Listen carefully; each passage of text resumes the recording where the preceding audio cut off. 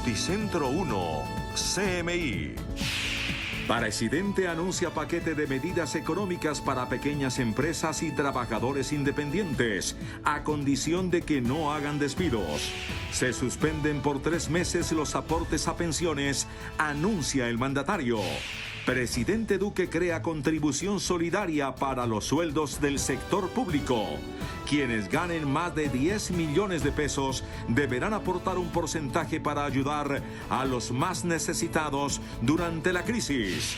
Visto bueno del Fondo Monetario Internacional para que Colombia acceda a crédito de emergencia por pandemia del COVID-19.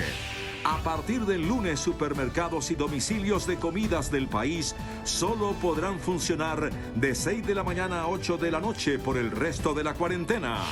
Gobierno garantiza que beneficiarios del programa Ingreso Solidario serán personas de carne y hueso y no habrá lugar a fraudes. Sigue disparada la violencia intrafamiliar durante la cuarentena. Los más afectados son los niños. Alcaldía de Bogotá lanza novedosa plataforma que permitirá conectar a personas que necesitan ayuda con aquellas que quieran ofrecerla. Sueño muchas cosas que me están todos los días persiguiendo, que ya llegaron a tocarme la puerta, que me la tumbaron. Desgarrador relato de líderes sociales ante el Congreso en el Día Nacional de las Víctimas. Autoridades de Venezuela denuncian que mujer contagiada por coronavirus cruzó desde Colombia por trocha ilegal en Cúcuta. A puerta cerrada se cumplen celebraciones de la fe católica en esta Semana Santa. La guerra de precios entre potencias petroleras llega a su fin. La OPEP y Rusia acuerdan un drástico recorte de la producción para tratar de aliviar los precios. Estados Unidos ya llega a los 15.000 muertos por COVID-19 y se convierte en el segundo país del mundo con más fatalidades. El responsable de la lucha contra el coronavirus en Estados Unidos recomendó erradicar para siempre una costumbre mundial. Y en deportes, polémica en el Once Caldas. Jugadores denuncian presiones y mentiras luego de la cancelación del contrato a 11 compañeros. Durante la Semana Santa podrá disfrutar del patrimonio religioso de nuestro país sin salir de casa, gracias a una plataforma virtual que le permite hacer un recorrido por los principales monumentos de Colombia. En minuto los espero con todos los detalles en las noticias del entretenimiento. Ya nos vemos. Con Claudia Palacios y Luisa Tobo. Buenas noches. El presidente Iván Duque anunció esta noche un paquete de medidas económicas para dar liquidez a las pequeñas y medianas empresas a condición de que no despidan trabajadores. El mandatario también creó una contribución solidaria que deben dar todos los empleados y contratistas del Estado que tengan ingresos superiores a 10 millones de pesos al mes.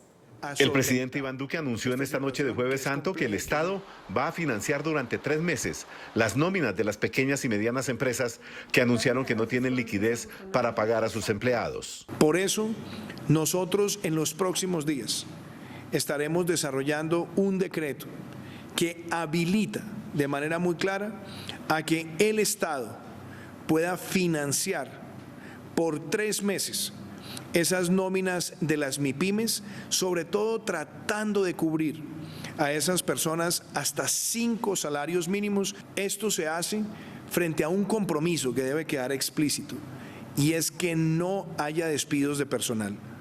Las MIPYMES y los trabajadores también tendrán un periodo de 3 meses para no pagar los aportes a las pensiones. Vamos a establecer por un periodo de 3 meses la suspensión del aporte a pensión de los trabajadores y de los empleadores.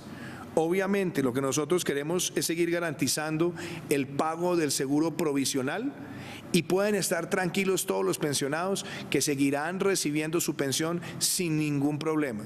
Además, el presidente Duque anunció la creación de una contribución solidaria durante 4 meses de los funcionarios y contratistas del Estado que devenguen más de 10 millones de pesos mensuales.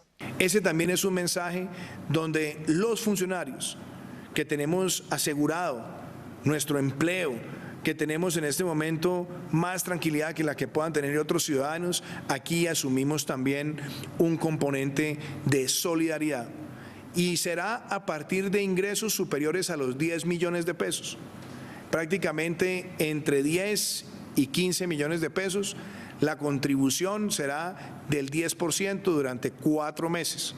Los que tengan ingresos superiores a los 15 millones de pesos será una contribución del 15%. Las MIPYMES emplean el 80% de los trabajadores formales del país y a través de la línea de financiamiento con garantía de la Nación por el 80%, contarán con liquidez suficiente durante la emergencia sanitaria para pagar empleados y atender obligaciones bancarias, dijo el viceministro de Hacienda.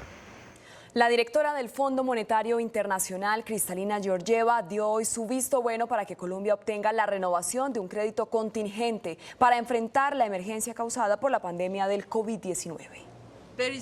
La directora del Fondo Monetario Internacional, Kristalina Georgieva, recomendó renovar el llamado crédito flexible solicitado por Colombia.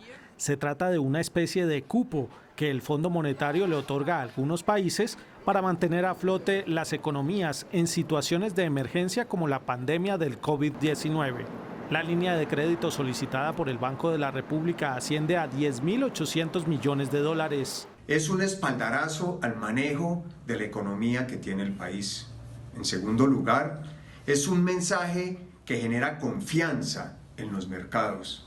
En tercer lugar, va a garantizar la liquidez para que los bancos, el sistema financiero, pueda darle los créditos a las empresas, a los hogares, a las familias que se necesitan. Analistas consideran que la gravedad de la crisis actual amerita recurrir al Fondo Monetario Internacional. Esto les muestra la magnitud de la crisis. Es una buena medida porque esa plata, que son 4 puntos del PIB, repito, le va a dar recursos muy necesarios al gobierno para que los inyecte a la economía en materia de liquidez. Esta noche el Fondo Monetario Internacional informó que está listo para apoyar a Colombia con facilidades financieras y asesoría técnica para hacer frente a la emergencia económica por la pandemia. Juan Armando Rojas, Noticentro 1 CMI. Desde el lunes, oigan bien, no se podrán comprar alimentos en supermercados y tiendas de barrio y tampoco se podrá llevar comida a domicilio a partir de las 8 de la noche. Así lo contempla el nuevo decreto que prorroga el aislamiento obligatorio hasta el 27 de abril.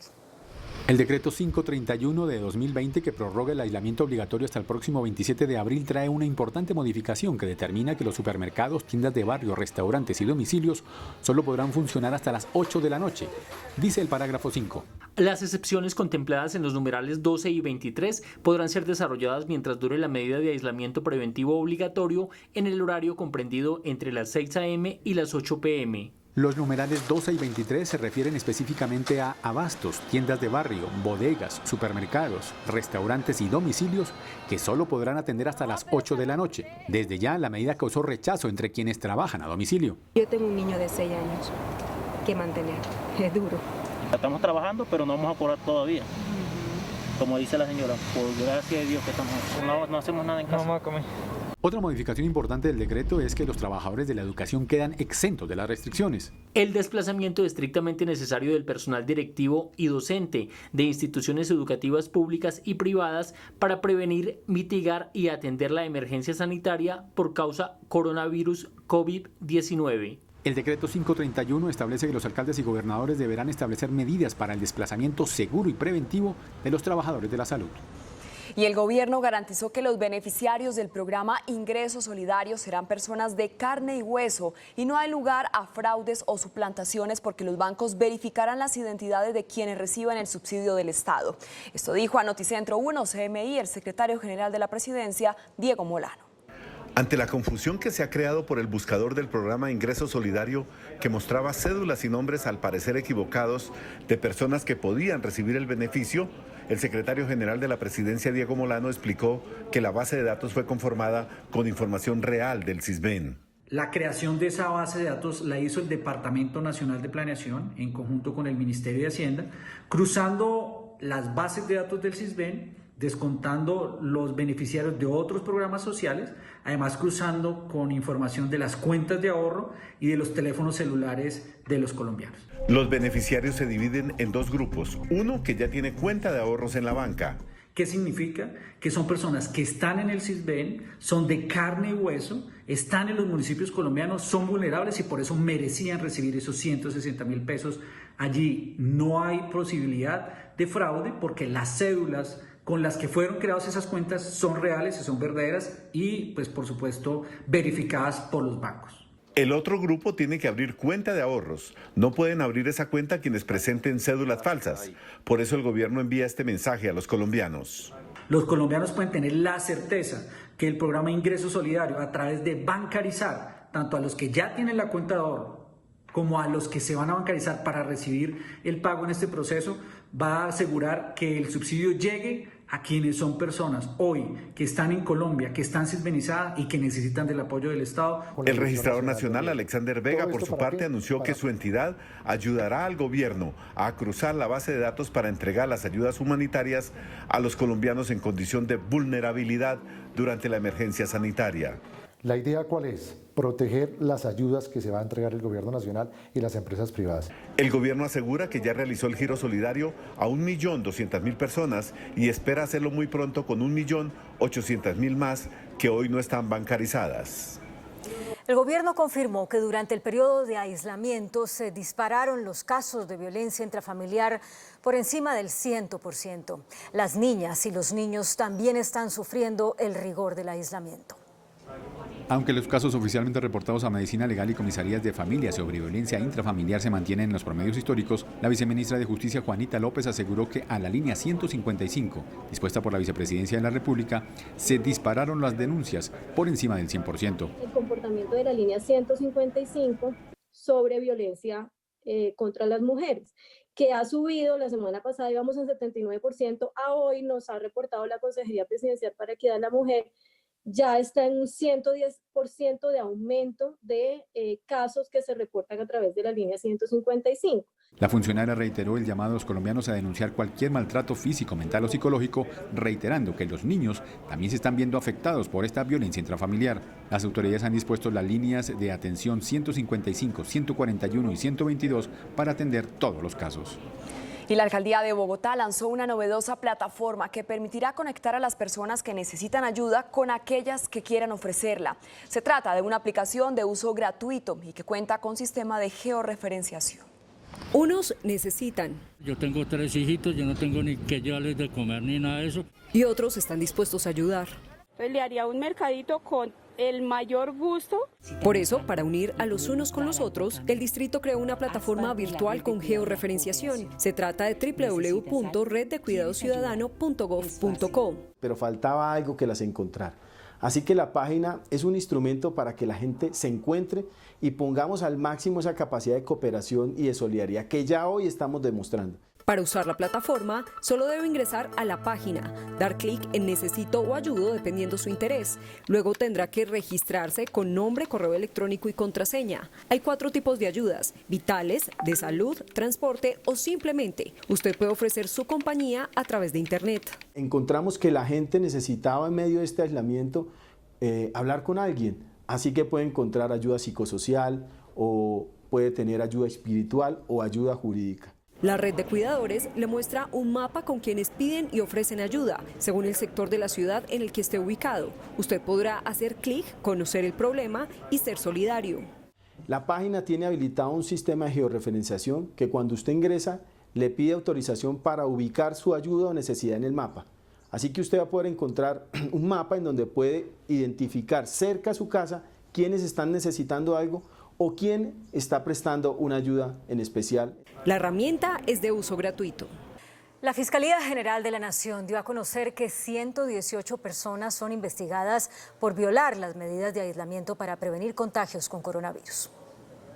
El ente acusador dio a conocer que ya son 118 procesos penales por incumplimiento de las medidas de prevención del coronavirus. Principalmente las personas que están siendo procesadas son aquellas que tenían que pasar un periodo de aislamiento por tener contacto con algún portador del virus o por haber llegado del extranjero. En efecto, quien incurra en delitos contra la seguridad pública o la salud pública, como por ejemplo la violación de medidas sanitarias, puede ser acreedor a penas de 4 a 8 años de prisión o en el caso de la propagación de epidemias puede ser acreedor a penas de 4 a 10 años. La Fiscalía señaló que incluso 65 personas ya fueron enviadas a detención domiciliaria por incumplir estas medidas. A las personas cobijadas con medida de aseguramiento, la Fiscalía ha solicitado a las autoridades penitenciarias y a las de salud revisar las condiciones médicas.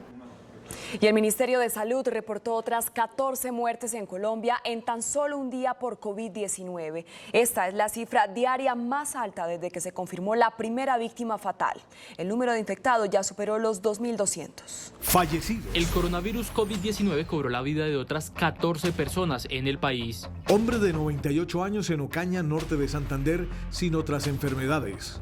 Mujer de 96 años en Santa Marta con otras enfermedades. Hombre de 86 años en Bogotá con enfermedad respiratoria. Hombre de 80 años en Cali con diabetes. Hombre de 75 años en Cúcuta con otras enfermedades.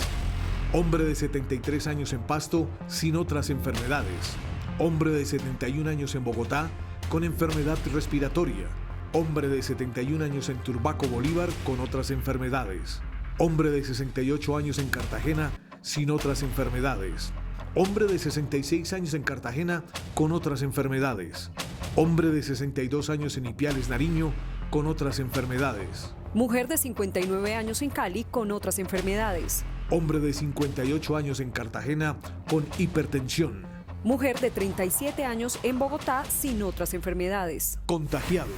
Otras 169 personas dieron positivo de coronavirus. La cifra total de contagiados ya llegó a los 2.223. Recuperados. La cifra de recuperados aumentó con otras 51 personas. La cifra general es de 174. Menores.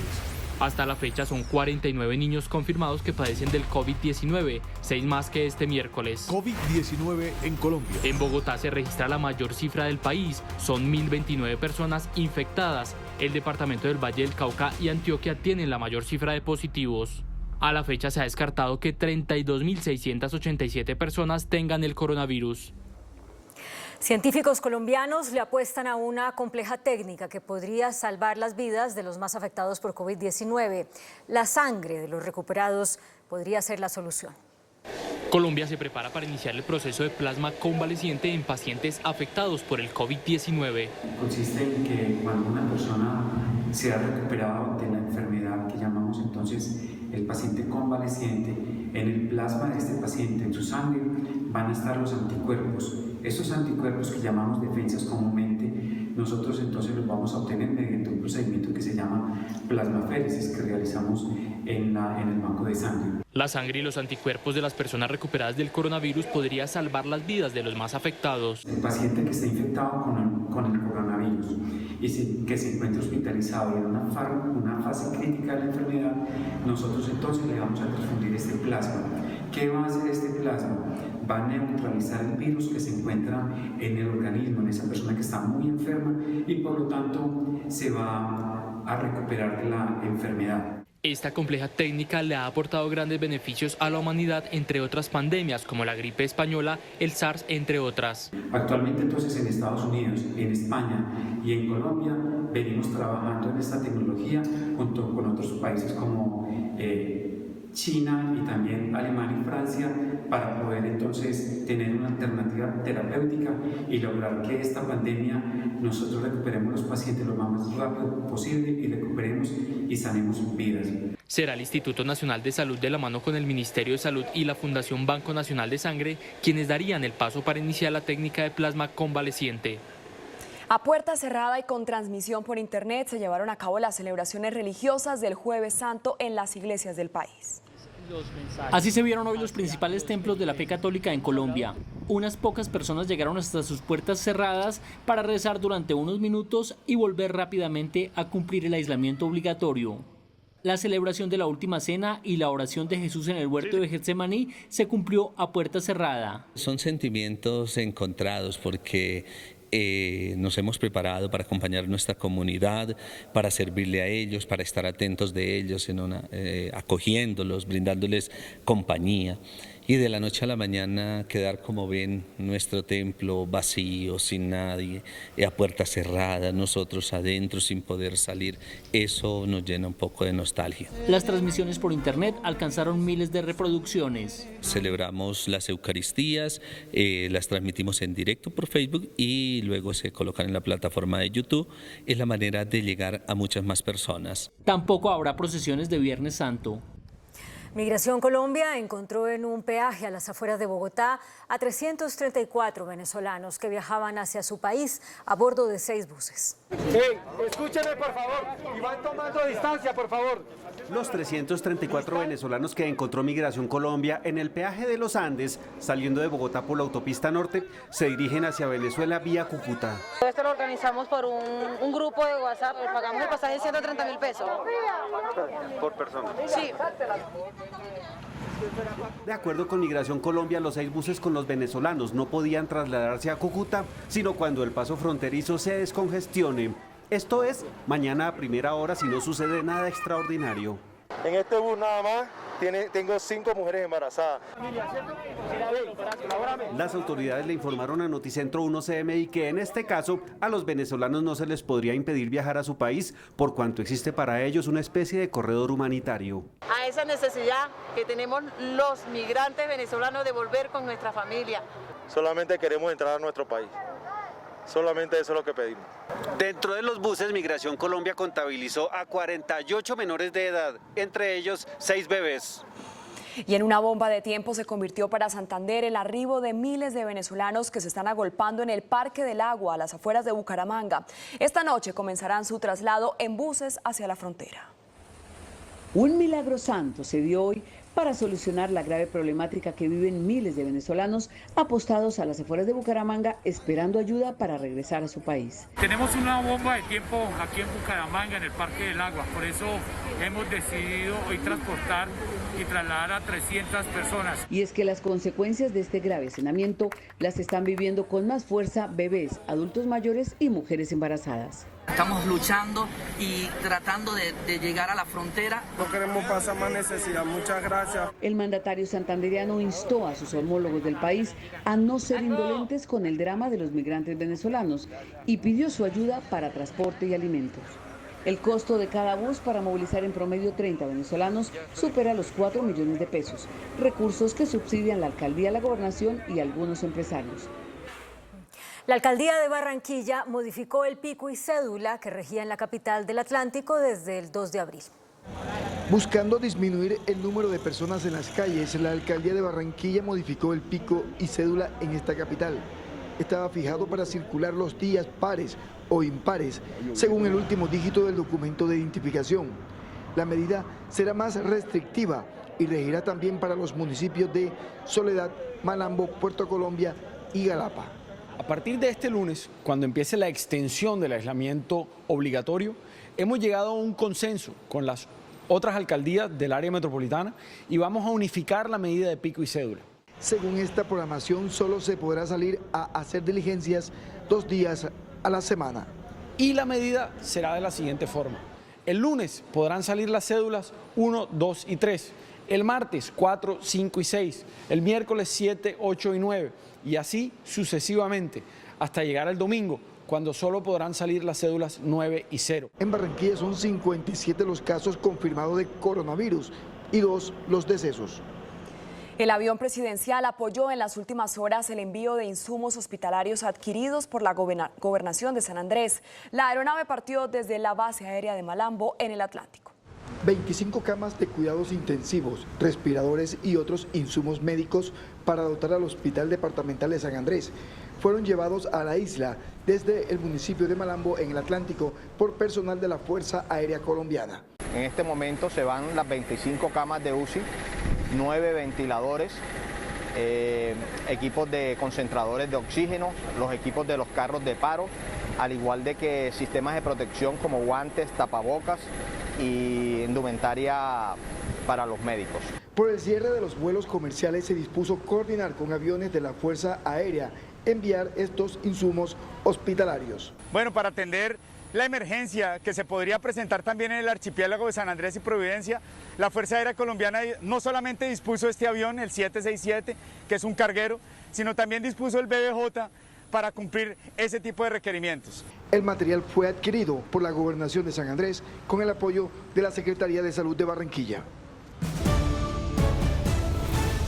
Al conmemorarse el Día de las Víctimas en Colombia y en una audiencia virtual, el Congreso de la República escuchó este Jueves Santo a decenas de víctimas del conflicto. Varias de ellas relataron la pesadilla que siguen viviendo a diario por nuevas amenazas.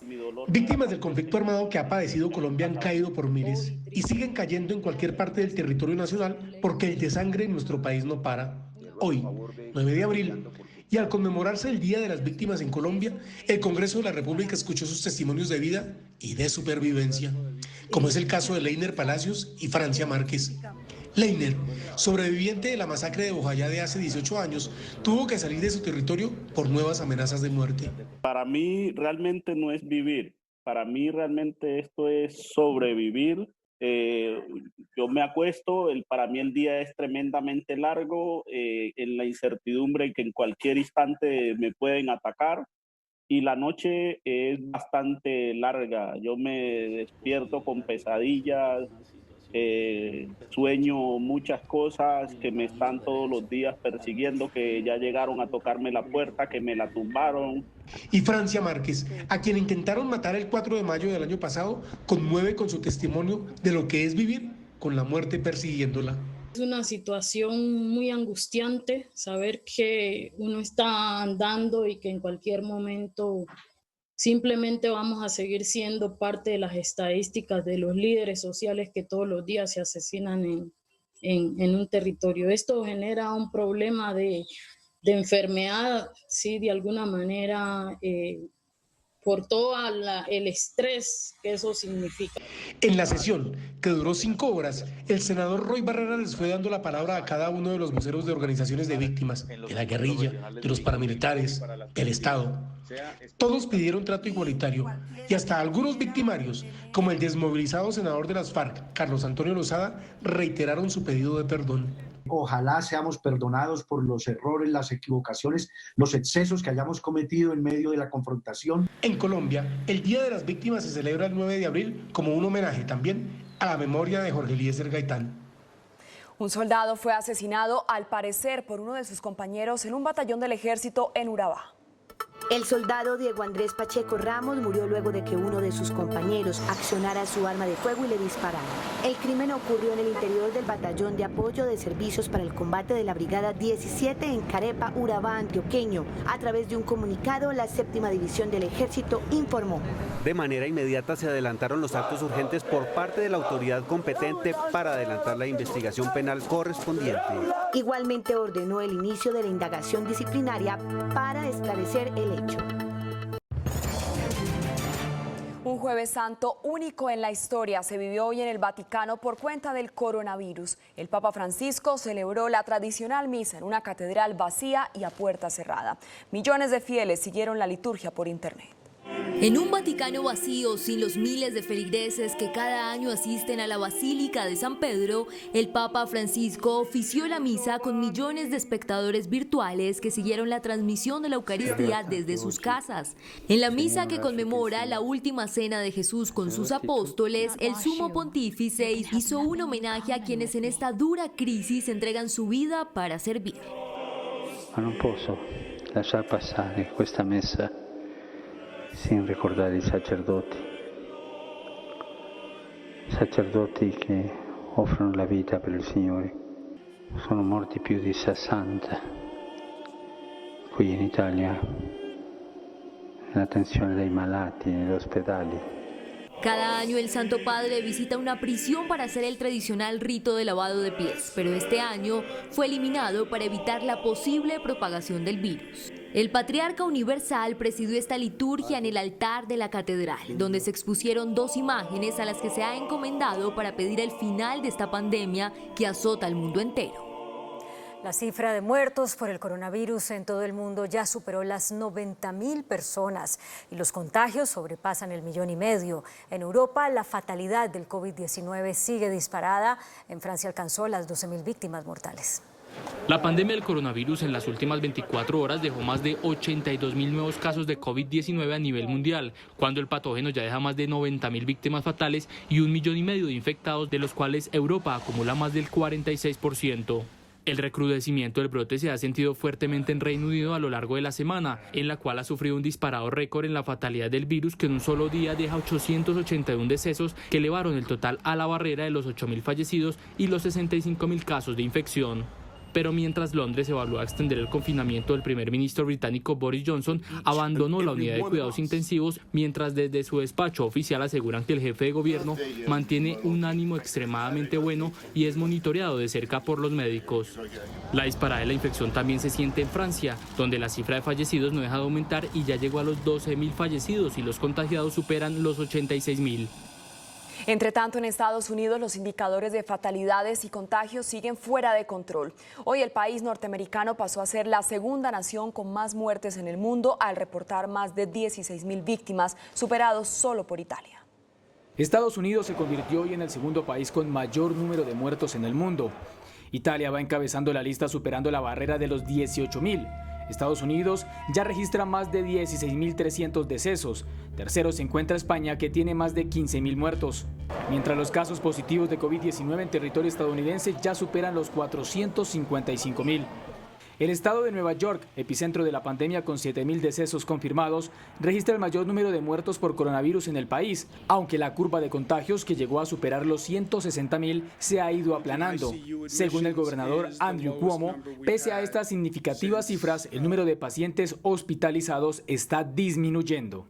Estados Unidos se debate ahora entre dos grandes problemáticas: la cantidad de muertes y contagiados y la cantidad de personas que se quedaron sin trabajo, ambas por las crisis del coronavirus. 6,6 millones de estadounidenses solicitaron un subsidio de desempleo en la última semana y ahora el total es 16 millones de pedidos en 21 días, inicio del impacto económico por las medidas de distanciamiento social. Las autoridades venezolanas aseguraron que una mujer contagiada con COVID-19 cruzó la frontera por un paso ilegal desde Cúcuta. La mujer de 49 años, residente en el estado portuguesa en el centro occidente del país, cruzó uno de los pasos ilegales el 17 de marzo con síntomas de fiebre. El 6 de abril se le realiza la primera prueba rápida y posteriormente se realiza la segunda prueba. Esta mañana se confirmó que la mujer de 49 años es positivo para COVID-19. Y en este momento se conforma Colombia como el principal riesgo de diseminación, de transmisión, de infección a venezolanas y a venezolanos por la penetración, por la entrada de personas que provienen de Colombia. A la fecha, Venezuela tiene 171 casos positivos para COVID-19, 9 fallecidos y ha realizado 139.282 pruebas. La pandemia del coronavirus también se expande rápidamente en Latinoamérica. Brasil es la nación más afectada por el brote en la región al registrar un nuevo récord de 141 muertos en un día. Las autoridades sanitarias confirmaron que el país ya roza los 1.000 fallecidos.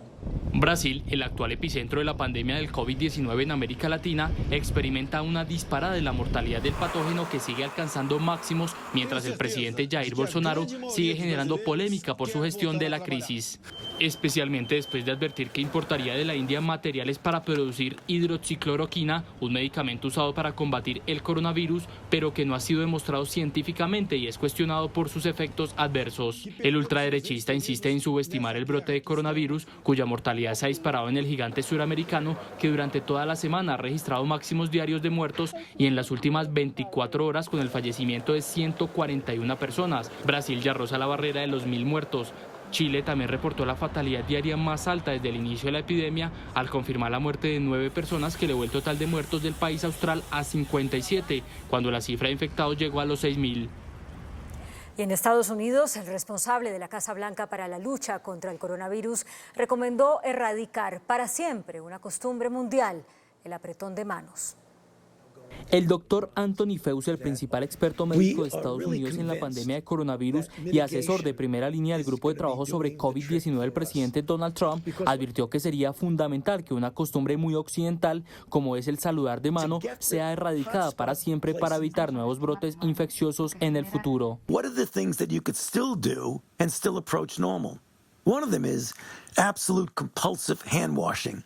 The other one is you don't ever shake anybody's hands. Afirmó además que puede llegar un punto de normalidad solo cuando los casos comiencen a descender. Según el epidemiólogo, esta recomendación de no saludar con apretón de manos no es solo para prevenir el contagio del coronavirus, sino que podría disminuir los casos de influenza en Estados Unidos.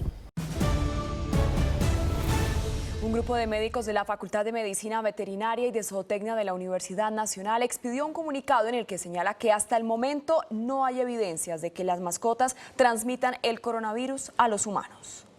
Para los profesores de la Universidad Nacional, es claro que una cosa es que un animal esté infectado, otra que presente la enfermedad y otra muy distinta es que la transmitan a otras especies como los seres humanos. La enfermedad la estamos conociendo en este momento, ¿sí?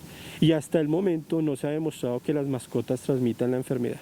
Podemos asegurar con total tranquilidad que en este momento las mascotas no están transmitiendo el COVID-19. Con la información que se tiene en este momento de la enfermedad, la respuesta es no, no lo transmiten. Los profesores de la Facultad de Medicina Veterinaria y Zootecnia de la Nacional aclaran que aún se desconocen muchos aspectos relacionados con el COVID-19, como su patogenidad y el rango de huéspedes. Por eso hacen un llamado a la tranquilidad y a no abandonar a las mascotas. Estamos preocupados de que si las mascotas pueden transmitir el virus. Entonces se nota un poquito como de egoísmo en la especie humana. Primero usamos los animales para nuestro provecho y después estamos viendo que nada nos haga daño. Si una persona no está contagiada con COVID-19, puede interactuar normalmente con su perro o su gato.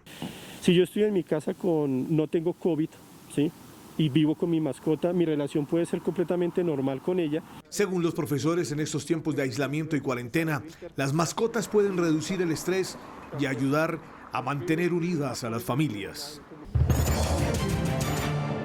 La guerra petrolera entre gigantes terminó hoy. La Organización de Países Exportadores de Petróleo, OPEP, y Rusia alcanzaron un acuerdo para reducir la producción de crudo en 10 millones de barriles al día, con el objetivo de contener el derrumbe en los precios. La guerra de precios entre potencias petroleras toca su fin 34 días después de la fuerte ruptura entre Arabia Saudí y Rusia para pactar un drástico recorte de su oferta petrolera en medio de la caída de más de 30% de la demanda mundial de crudo por el imparable avance del COVID-19. La Organización de Países Exportadores de Petróleo, liderada por Riad, alcanzó con Moscú un acuerdo para recortar su producción en 10 millones de barriles diarios, en un intento de contener el catastrófico derrumbe en el precio del oro negro, que a finales de marzo llegó a rozar los $20 por barril. Aunque el gran patrocinador externo del acuerdo entre saudíes y rusos fue el presidente estadounidense Donald Trump, que logró mediar para que ambas partes se acercaran. Sin embargo, los mercados respondieron con desconfianza al acuerdo, que podría ser insuficiente para reequilibrar un mercado sumido en la volatilidad. El Fondo Monetario Internacional pronosticó para este año la mayor recesión que haya sufrido el mundo desde la Gran Depresión de 1929. El organismo advirtió que más de 170 países experimentarán crecimiento negativo este 2020 por causa de la pandemia. La debacle económica desatada con la rápida expansión del COVID-19 en todo el mundo tiene las alertas encendidas del FMI, que dibuja un panorama bastante lúgubre sobre el futuro de la economía mundial, que actualmente se encuentra bastante golpeada por la crisis del coronavirus. We are still faced with extraordinary uncertainty about the depth and duration of this crisis. In fact, we anticipate the worst economic fallout since the Great Depression. El Fondo Monetario Internacional advirtió que países emergentes y pobres como los de Latinoamérica corren un gran riesgo ante esta crisis sin igual. De hecho, el Banco Interamericano de Desarrollo hizo una escalofriante previsión que revela que la economía de la región se contraerá entre un 1,8% y un 5,5% este año. Y en las primeras 3 semanas de parálisis laboral por el confinamiento ordenado para prevenir una mayor expansión del COVID-19, el Ministerio de Trabajo ha recibido alrededor de 1.400 quejas por despidos y suspensión de pagos a empleados. El ministro de Trabajo, Ángel Custodio Cabrera, informó que un grupo élite de esa entidad, con el apoyo del Ministerio de Hacienda, les está siguiendo la pista a las empresas que presuntamente incurren en abusos con ocasión de la emergencia del COVID-19. Entre las situaciones que se investigan están casos de despidos y licencias no remuneradas. Hemos venido reseccionando todo tipo de denuncias. Estamos cerca de 1.400 denuncias.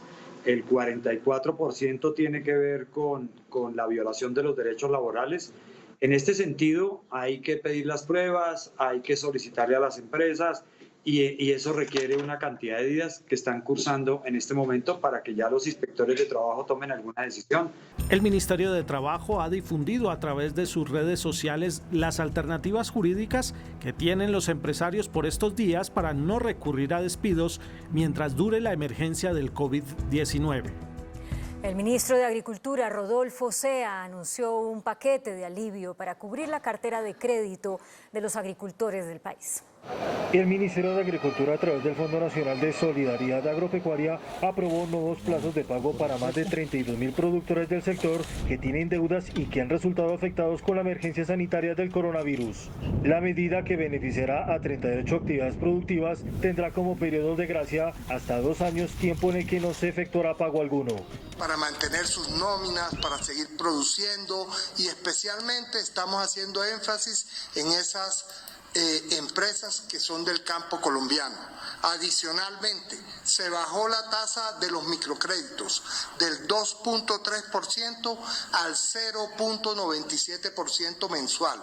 El saldo de capital para estas obligaciones es de 126.000 millones de pesos. Entre las principales cadenas productivas que se verán favorecidas están maíz, arroz, cacao, plátano, lácteos, entre otros. La mayoría de las deudas de los productores se concentran en el Banco Agrario. Los caficultores expresaron su preocupación por la falta de recolectores que se puede presentar como consecuencia de la pandemia del COVID-19. Llega la cosecha de mitad de año para los caficultores y para ello se requieren gran cantidad de recolectores, que para el caso del departamento de Caldas son cerca de 22.000. Dado que tenemos que contribuir todos a preservar la salud de las regiones y de los caficultores y de las personas que trabajan en las fincas, pues entendemos que la movilización de personal de otros municipios es riesgosa. Mientras tanto, las fincas han tenido que acudir a la mano de obra local que no cubre las necesidades. Por ello, se hace el llamado para que quienes se encuentran en las regiones y puedan participar de la recolección del grano, lo hagan con las precauciones necesarias. Entramos en época de traviesa, nuestra recolección de mitaca. La invitación es estar pendientes y atentos a todas estas recomendaciones para prevención del contagio. Para esta recolección, que irá hasta mediados del mes de junio, se espera recolectar cerca de 40% de la cosecha total del año, que se calcula en unos 6,5 millones de sacos en el país. Esto según los estimativos de la Federación, y con la expectativa de que la falta de recolectores no afecte el proceso de recolección. Hasta aquí Noticentro 1 CNI. Mañana nos vemos en una emisión especial a las 8 de la noche. En el Canal 1 estamos llenos de ti.